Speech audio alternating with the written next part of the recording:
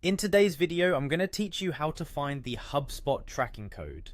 This quick guide will be incredibly useful if you're looking to enhance your website's analytics and improve your marketing strategies. By following these steps, you'll easily locate your Hubspot tracking code, which is crucial for integrating with your existing marketing tools. To begin, open your preferred web browser and head to the Hubspot website. This is where you'll find the doorway to all the powerful tools HubSpot has to offer.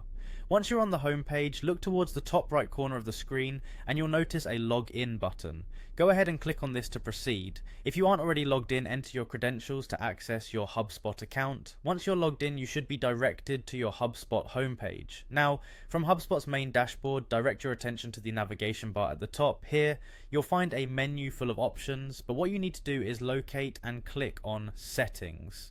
It's an integral part of accessing all the configurations and controls available to you. This area is often represented by a gear icon, making it easy to spot.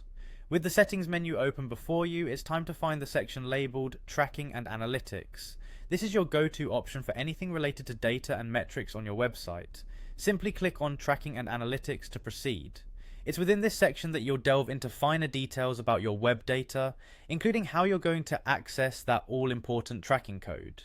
On the Tracking and Analytics page, you'll see several subsections. What you need to do next is look for tracking code and select this option. This brings you even closer to your goal, as the tracking code is precisely what will help you harness HubSpot's analytical power across your online platform. Finally, once you're on the tracking code page, simply click on the tracking code link.